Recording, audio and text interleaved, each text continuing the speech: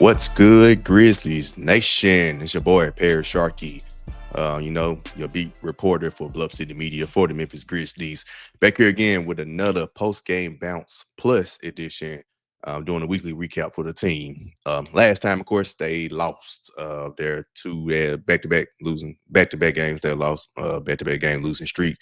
Last game against San Antonio Spurs, and then prior to that, they lost to I don't know why I'm forgetting opponent right now, but yeah, New York Knicks. There we go. Last Friday night, buzzer beater, well not buzzer beater, but last second shot against New York Knicks. So going to this week, I did predict them to go 1-1. I predicted them lose to the Thunder and beat the Hawks.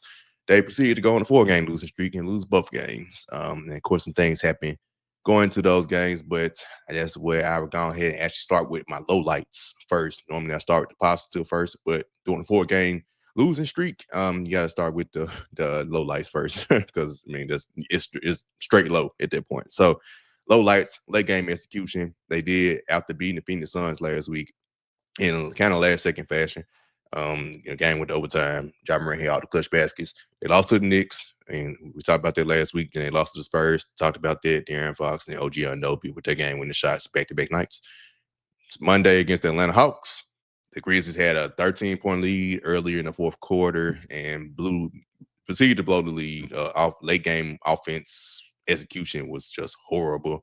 Then the last play of the game, the Grizzlies had the ball with a chance, really pretty much the chance to take the last shot of the game and win the game. I don't know what kind of screens they were setting. Desmond Bain went to his left, got stripped by Dyson Daniels, threw out. Karis LeVert shot out, open court. Game winning layup at the buzzer for the Atlanta Hawks to defeat the Memphis Grizzlies on Monday. So late game execution is definitely a low light. 3 straight games losing by and Sean Coleman. Shout out to him for this stack.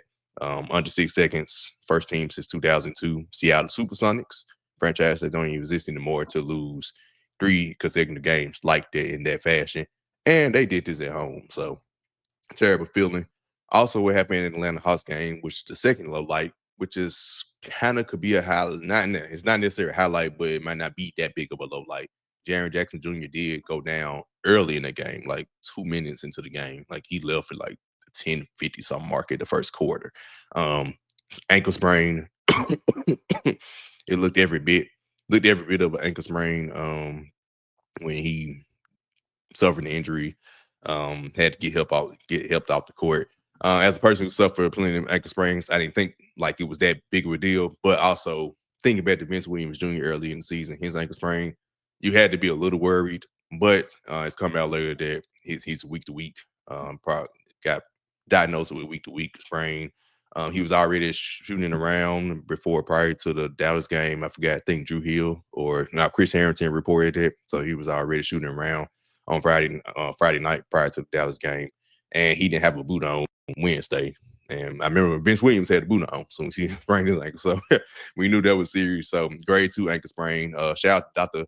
Rusty Buckets that we call him. He's not a real doctor, but he does. He is. I think he does specializes or he does work with like physical therapy in his daytime job. But yeah, Rusty, man, shout out to him. He provides updates and he's been kind of spot on everything. So and shout out to Rusty for all of that. But yeah, that's what's been going on with the Grizzlies. Last thing, my low lights for the last really like this whole since the All-Star break, defense. Defense has been horrible. I did write an article. Wrote an article about earlier this week or late last week about their second quarter defense specifically. I think the Atlanta Hawks scored 43 points or 46 points or something like that in the second quarter. Remember the Indiana Pacers game? They gave up 50 points in the second quarter. And it was a third game in this stretch. I can't remember off the top of my head, but or maybe the San Antonio Spurs game. Then they scored 40. Yep, it was San Antonio. They scored like 48 or something in the second quarter. So essentially the second quarter's lost them those 3 games. If you want to keep it a book, like you don't give it a big second quarter run against the Atlanta Hawks, you probably blow them out. Same thing against the Spurs. Like they had to battle back in that game. Maybe it was already a closer game throughout, and it doesn't come down to the last second shot because the Grizzlies had to come back and tie it up. So yeah, second quarter defense specifically, but just entirely, their defense has been in whack. Jaren getting hurt didn't help. Defense has just, of course, got worse since then. Even the game, they finally did defeat Dallas, which we'll get to that in a second, to stop the 4-game losing streak. who also was a team deflated with injuries. And man, prayers out to Kyrie. Hated for him with the ACL injury, but defeating that team. Still, a win is a win. We needed that win. For the team, we only beat the bad teams crowd. We lost two bad teams over last week. So beat anybody, we had to win the game, right? But yeah, even that game, defense still kind of, defense still want the best, right? But down the stretch, just like the Orlando game, they got stops. The Orlando game was the key thing where like they only held them to 1 point in their last 5 minutes or so. Dallas was up 107 to 104, and the Grizzlies ended the game on the 18-4 run with like 4 minutes remaining, 4 or 5 minutes remaining in the game. So shout out to them for that, getting out stride. And before I get into the highlights and full blown to highlights, I do got um some things that Ja Morant, Desmond Bain was talking about locker room after the OKC game, prior to the Dallas game, to kind of help the team get out the stride. Just stay strong, stay with it. It's a long season. We got a couple more games left. Hopefully, we just lock in, get guys back healthy, and then just go back to playing our basketball. That's pretty much it. I mean, we've been through the whole season together, ups and downs, hard practices, traveling on the road, fatigue, like everything. But we always, seem to respond. So it's, no different from here. Yeah, just continue to focus on us one day at a time. We lost four straight, but the totality of the season, we're still in a great spot. We've done some great things, so we don't need to hang our heads. Obviously, understand the situation that we're in, but come back and do better. Yep, and both of them did lead them to victory last night. Just ended the game, I believe, with 27 points and a career high of 16 rebounds after he had the triple double, his first career triple double early this week against the Atlanta Hawks in that game, which was kind of like sad, like what happened to him the last second turnover because he had such a great game, great performance. Ja Morant started out shooting 3 for 13 last night against the Mavericks, but turned it around and ended the game with, I believe, 31. Yep, 31 points, 8 assists. So your two big stars right there without Jaren Jackson, they did what they need to do to help the Grizzlies stop the bleeding by defeating the Dallas Mavericks. But to continue on with the highlights, there was one of them, stop the bleeding, which is what they did. The second one, Ja Morant's toughness. You could tell the shoulder, you could tell even the OKC game. So he missed a couple games due to shoulder soreness. So he missed the San Antonio game and the Atlanta game. And he was questionable for the OKC game. He was out the injury report for the Dallas game, but you could tell even during the OKC game, he had some grimacing periods. And he's been shooting. He's just really been struggling shooting, especially to start games, and not just shooting from three. Yeah, that's definitely, we know how bad he's struggling from three, but even at the paint, like he's struggling, missing some of the shots he normally make, even going to the goal. And I would think he's thinking that the shoulder has something to do with it, and he finally kind of opened up after the OKC game. Couple is a little frustration in there, but you kind of could feel it and see, like, being there in the locker room and just hearing him say it, you can tell, like, yeah, it's something. That shoulder has been bothering him. It's nothing structurally wrong with it. It's nothing dealing with his torn labrum from last season, where they came out and finally gave us the diagnostic deltoid contusion. It's different even from the AC joint. Shout out to Rusty Buckets again for letting us know that. But just something that he's probably going to deal with, injury, pain management. But Ja Morant's toughness for him to just battle through last night, coming up the big win against the Dallas Mavericks.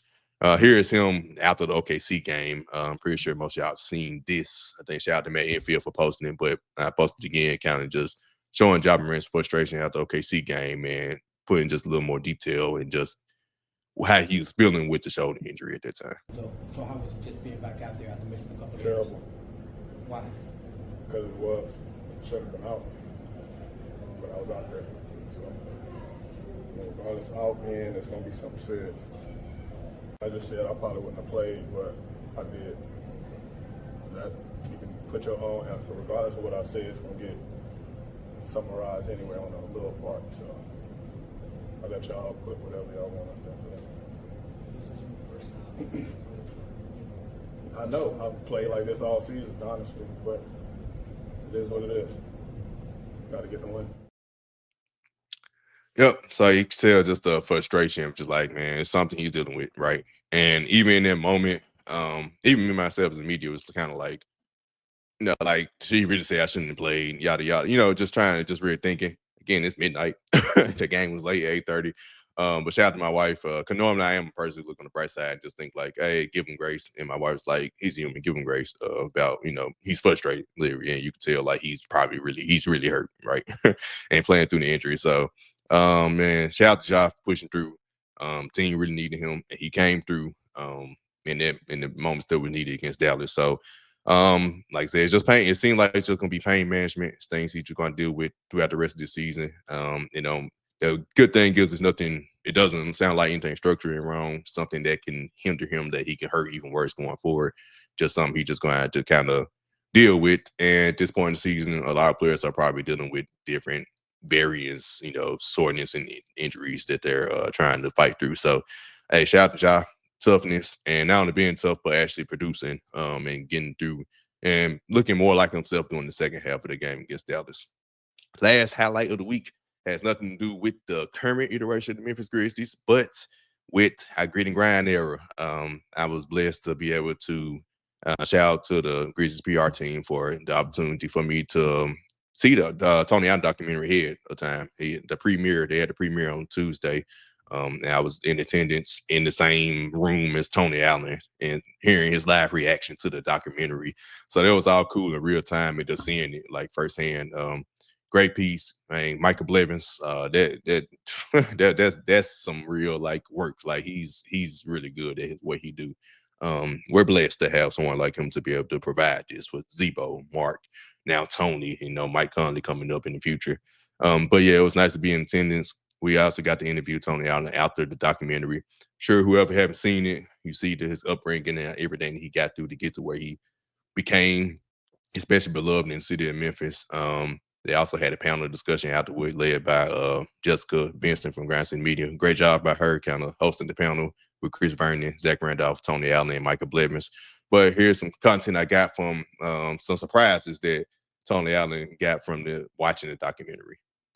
Man, like I say, man, just seeing a lot of my peers, speak that highly of me, just the respect level that they got for me, just to see, my body of work get acknowledged. Man, like I say, it's very flattering and very humbling, and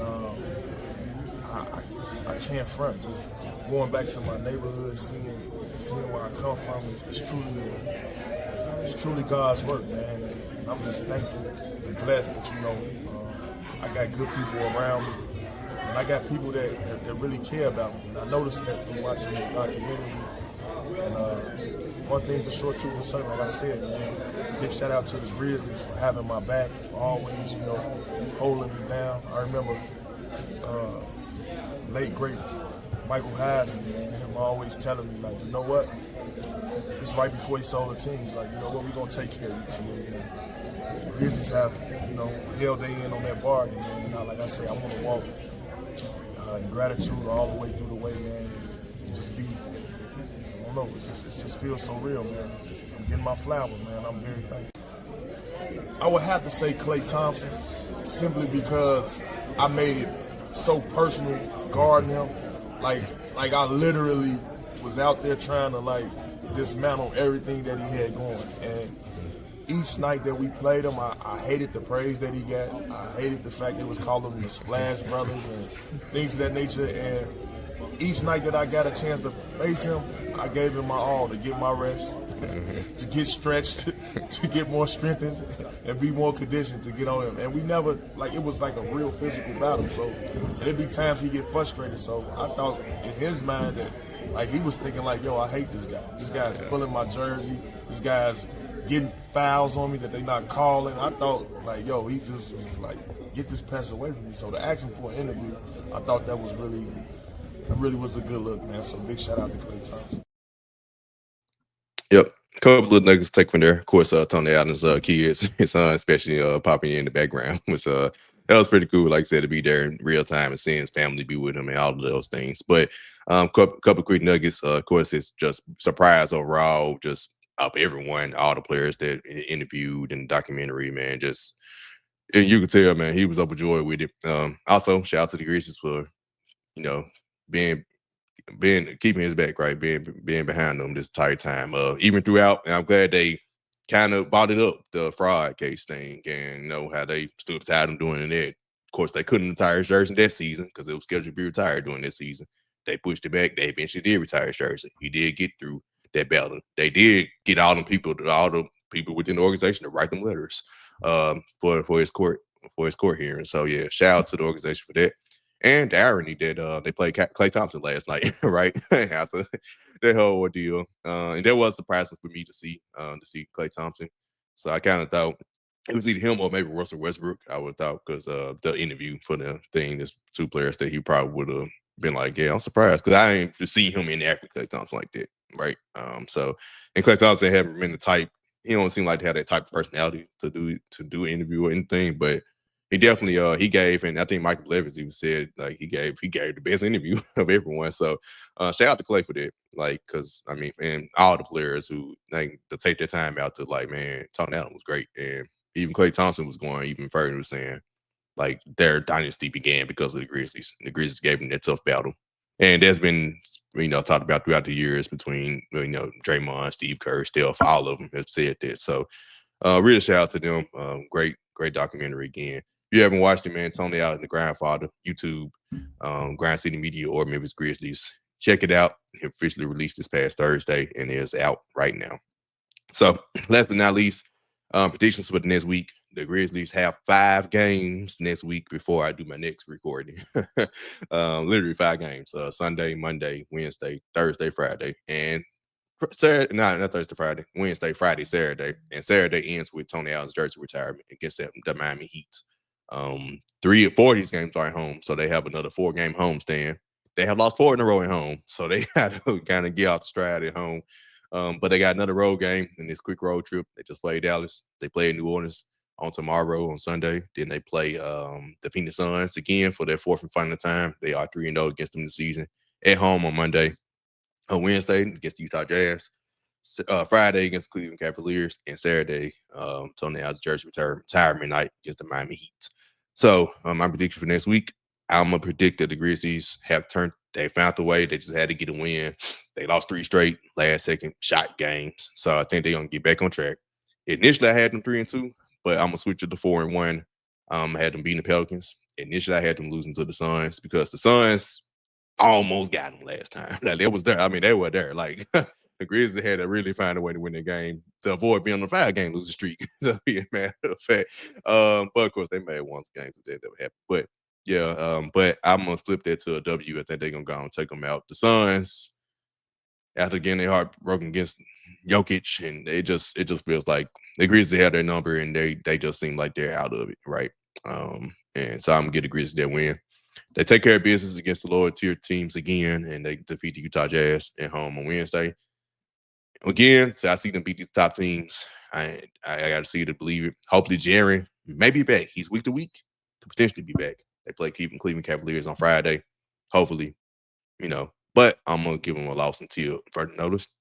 Tony Allen jersey retirement night. They gotta win. Come on now. I need somebody yelling first team all defense and everything. I need to see somebody jump over scores table to save or lose basketball. I need all of that on Saturday night against the Miami Heat. They can't let them down. Nah. Now I have to watch that documentary. They can't do that. So 4-1 this week. Before y'all see me do one of these again. But of course, you have the post game bounces after each game coming up. Shout out to my team, my crew, Kenny Stubblefield behind the scenes with producing, of course. Rusty, I just talked about Rusty Buckets, Rusty Whitten from the 2 Bucks Sports Show, and got to be with on Daily Grind, as well as Drew Gann. Both of them I'll be with on Daily Grind sometime. And Luke Hademaker, he be doing the post game bounces too. And my guy Evan Hayes, man, killing it down there in grad school down there, Alabama A&M. So man, shout out to my team, shout out to my crew, shout out to Blood City Media for the opportunity. Until next time, y'all know me. It's your boy, Parish Sharkey, the beat reporter, used to be beat writer, former beat writer, but beat reporter for the Memphis Grizzlies for Bluff City Media. Till next time, see ya.